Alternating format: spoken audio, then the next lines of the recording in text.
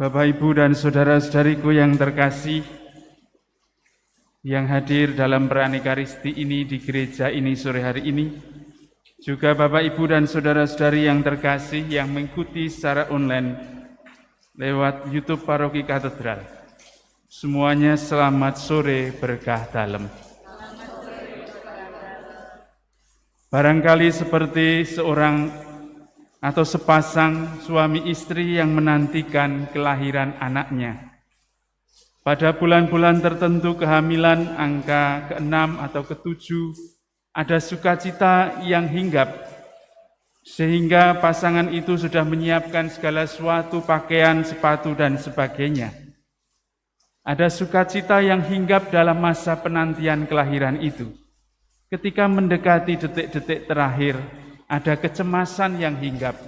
Tetapi begitu sang anak, sang bayi lahir, sukacita sejati pun muncul dan mewarnai.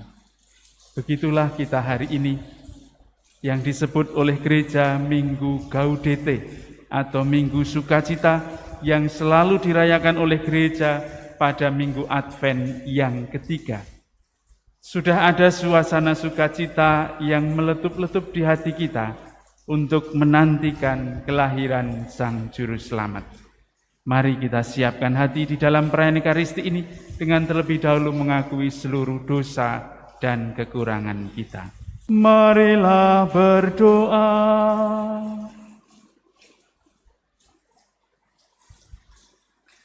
Allah Bapa yang Maha Kuasa dan Kekal, Engkau mencipta dunia kembali berkat cahaya yang memancar pada diri Yesus, saksi utamamu.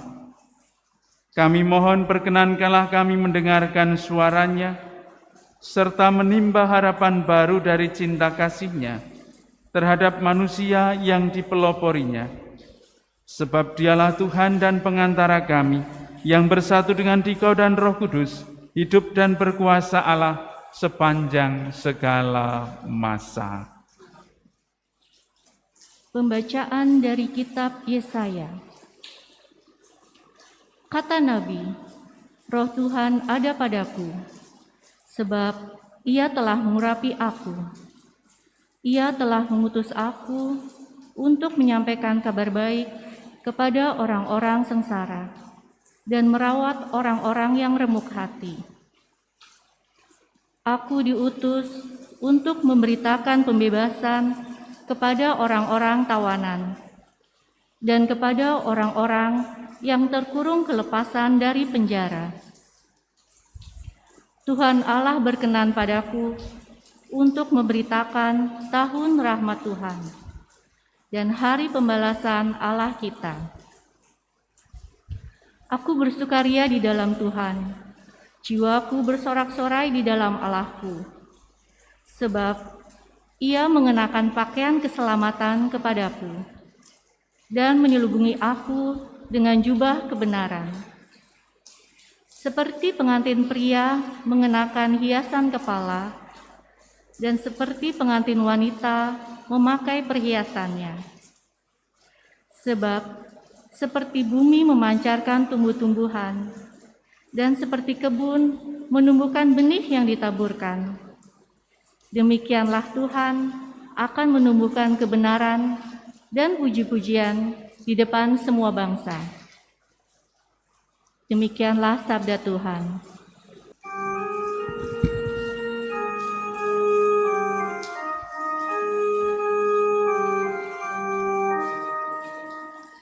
Jiwaku bersorak-sorai di dalam Allahku.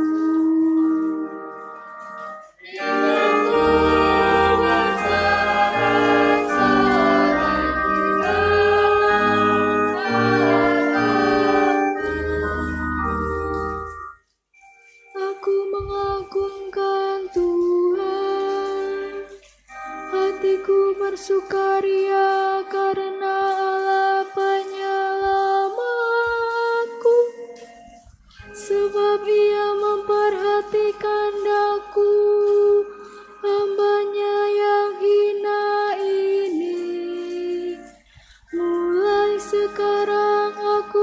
disebut yang bahagia oleh sekalian bangsa.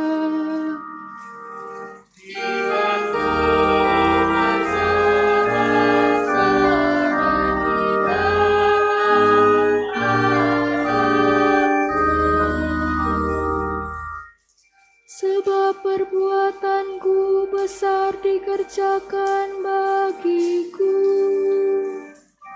Oleh Yang Maha Kuasa kuruslah namanya. Kasih sayangnya turun-temurun kepada orang yang takwa.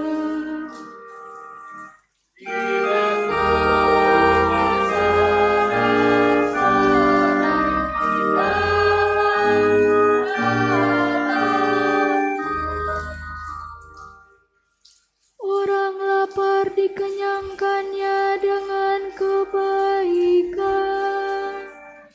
Orang kaya diusirnya pergi dengan tangan kosong. Menurut janjinya kepada leluhur kita, Allah telah menolong Israel hamba-Nya.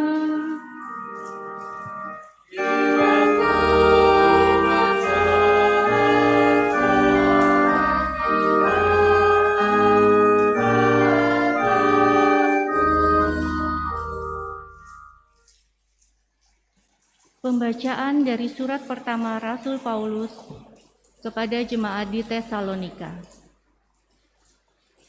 Saudara-saudara, bersukacitalah senantiasa, tetaplah berdoa, dan mengucap syukurlah dalam segala hal.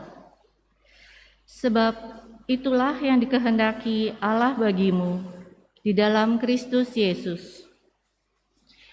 Jangan padamkan roh, dan janganlah anggap rendah nubuat-nubuat. Ujilah segala sesuatu, dan peganglah yang baik. Jauhkanlah dirimu dari segala jenis kejahatan. Semoga Allah damai sejahtera menguduskan kamu seluruhnya. Dan semoga roh, jiwa, dan tubuhmu terpelihara sempurna dengan tak bercacat pada kedatangan Yesus Kristus Tuhan kita. Ia yang memanggil kamu adalah setia, maka Ia pun akan menggenapinya. Demikianlah sabda Tuhan. Haleluya, haleluya, haleluya.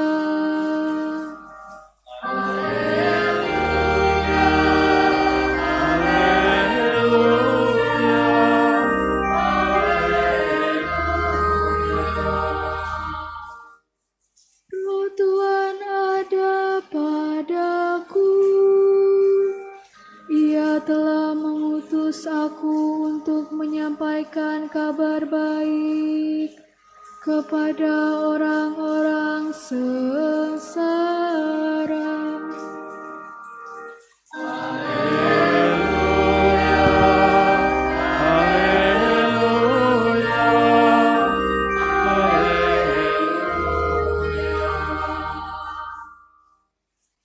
Tuhan bersamamu.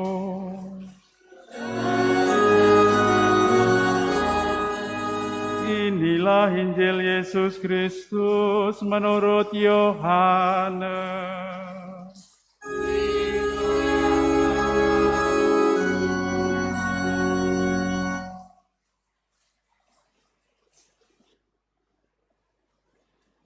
Datanglah seorang yang diutus Allah namanya Yohanes. Ia datang sebagai saksi untuk bersaksi tentang cahaya itu, supaya melalui dia semua orang menjadi percaya.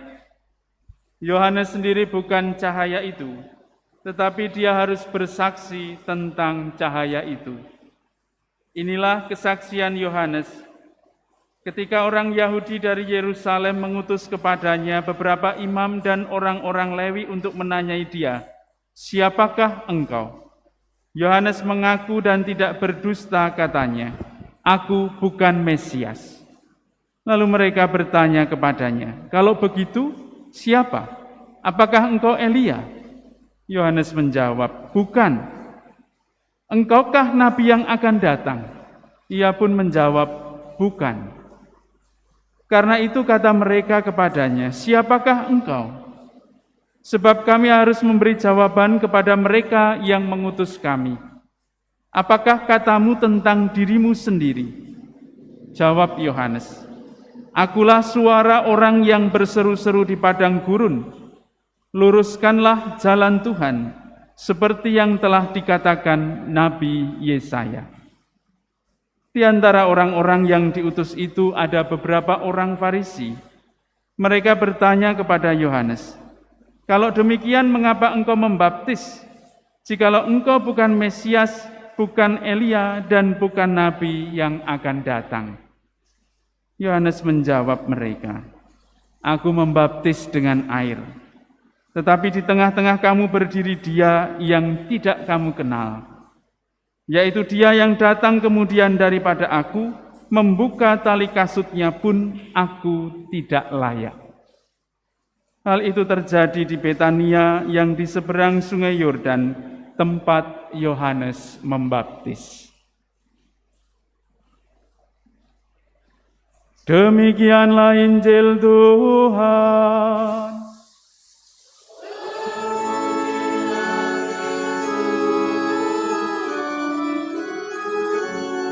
Persoalannya adalah yang sering terjadi di dalam diri kita, kita sering meminta Allah bekerja sesuai dengan keinginan-keinginan kita. Tetapi sangat jarang sekali kita membiarkan, mengikhlaskan, dan melepaskan Allah untuk bekerja sesuai dengan caranya Allah sendiri. Misalnya ketika kita dihadapkan pada pergumulan hidup, manakala kita mengalami pengalaman-pengalaman krisis di dalam hidup kita, pengalaman ditinggalkan misalnya. Sering kita mengatakan, saya maunya kekasih saya atau pasangan saya masih ada bersama-sama dengan saya. Sakit rasanya kalau ada orang yang menolak dan meninggalkan saya. Tuhan, lalu kita berdoa, "Tuhan tolonglah kembalikan orang yang saya cintai, kembalikan lagi dalam hidup saya." Tetapi ketika Allah tidak kunjung menjawab pertanyaan-pertanyaan kita, kita merasa Allah tidak hadir di dalam hidup kita. Padahal orang-orang yang ada di dekat kita merasa bahwa kita telah berkembang, kita telah bertumbuh karena pengalaman kehilangan itu. Atau contoh lain ketika kita mendapatkan sakit cukup keras di dalam hidup kita diberi sakit. Lalu kita berdoa kepada Allah, "Tuhan tolong ambil penyakit saya." Tetapi ketika hari-hari tak kunjung Tuhan mengambil sakit kita, kita pelan-pelan merasa Tuhan tidak hadir di dalam hidup kita. Tuhan tidak berpihak pada kita. Allah tidak mencintai saya. Padahal orang-orang yang merawat kita atau pasangan yang ada di dekat kita ketika kita sakit memberi kesaksian yang bagus sekali karena kita lebih sabar, lebih tabah ketika kita sakit. Barangkali itu cara Allah bekerja di luar keinginan dan harapan-harapan kita. Seringkali itu yang terjadi. Kita menuntut Allah bekerja sesuai keinginan kita, tetapi sangat jarang sekali kita membiarkan Allah bekerja sesuai dengan caranya sendiri di dalam hidup kita. Saudara-saudari yang terkasih, persis itulah yang terjadi ketika banyak orang berbondong-bondong mendatangi Yohanes Pembaptis. Tetapi kekasan Injil Yohanes yang kita dengarkan hari ini Injil Yohanes tidak pernah mengatakan itu, menyebutnya sebagai Yohanes Pembaptis. Kata pembaptisnya dihilangkan oleh Yohanes karena Yohanes ingin memberi tekanan pada kesaksian Yohanes. Tetapi persis itulah yang terjadi manakala banyak orang mendatangi Yohanes Pembaptis. Dan mereka bertanya jawab dengan Yohanes, "Siapakah engkau?" Dengan tegas Yohanes sudah menjawab, "Aku bukan Mesias." Belum puas bertanya lagi, "Kalau begitu siapa? Apakah engkau Elia?" Yohanes menjawab lagi, "Bukan." Lalu mereka bertanya belum puas lagi, "Engkaukah nabi yang akan datang?" "Bukan." "Lalu siapakah engkau?" Begitu banyak orang datang berbondong-bondong kepada Yohanes Pembaptis, karena Yohanes Pembaptis pada waktu itu adalah tokoh yang sangat berkarisma. Cara bicaranya, caranya mewartakan, ulasan-ulasan rohaninya cukup mengena di hati banyak orang. Apalagi ditambah situasi Israel pada waktu itu sedang sulit, sedang kering, dijajah oleh bangsa Romawi, sedang mengalami berbagai macam kesulitan. Maka ketika orang berada dalam situasi krisis, situasi kering, mereka mudah sekali bersandar pada harapan-harapan saleh yang sebetulnya keliru. Maka mereka menyandarkan hidupnya, mencoba menyandarkan hidupnya kepada sosok Yohanes Pembaptis, yang dikenal sebagai orang yang pandai berbicara, mewartakan pertobatan, kerohaniannya mendalam dan pandai berbicara. Banyak orang datang kepada Yohanes Pembaptis dan menginginkan Yohanes Pembaptis menjadi Mesias sesuai keinginan banyak orang. Yang kepadanya selanjutnya banyak orang supaya bisa menyandarkan hidupnya pada sosok Yohanes Pembaptis. Tetapi Yohanes Pembaptis dengan tegas mengatakan kepada banyak orang, bukan aku. Terang itu sudah ada di tengah-tengah kamu. Dikatakan di bait-bait terakhir Injil Yohanes yang kita dengar hari ini, "Aku membaptis dengan air, tetapi di tengah-tengah kamu berdiri Dia yang tidak kamu kenal, yaitu Dia yang datang kemudian daripada aku, membuka tali kasutnya pun aku tidak layak." Ada dua hal disampaikan Yohanes kepada banyak orang dan pasti kepada kita semua, bahwa yang dinanti-nantikan sang terang itu bukan Yohanes tetapi Yesus sendiri. Dan lebih daripada itu, Yohanes mengajak banyak orang pada waktu itu dan juga mengajak kita semua supaya membiarkan diri, merelakan diri dan mengikhlaskan diri, percaya Allah bekerja sesuai dengan caranya sendiri, dengan menghadirkan Yesus sang terang di antara mereka. Bukan memaksakan Yohanes menjadi Mesias, tetapi Yohanes mengajak banyak orang untuk menyadari terang itu sudah datang dan tinggal di tengah-tengah kalian. Kalian hanya diminta untuk percaya dan menerima. Saudara-saudariku yang terkasih, kalau hari Minggu Advent yang ketiga ini, kita merayakan Minggu Gaudete, yang artinya adalah sukacita, maka warna liturginya adalah merah muda, menandakan sukacita yang dirayakan gereja mendekati hari kelahiran Sang Juru Selamat. Lalu pertanyaannya untuk kita semua, sukacita macam apa yang sebetulnya Allah harapkan muncul dari hati kita?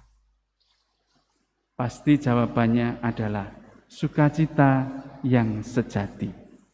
Sukacita yang sejati lahir ketika kita mau membiarkan Allah bekerja sesuai dengan caranya sendiri, tanpa kita harus memaksa Allah bekerja sesuai dengan keinginan kita. Dimuliakanlah Tuhan kini dan sepanjang masa. Katakanlah kepada yang berkecil hati, tabahkanlah hatimu dan jangan takut. Lihatlah, Tuhan akan datang menyelamatkan kita.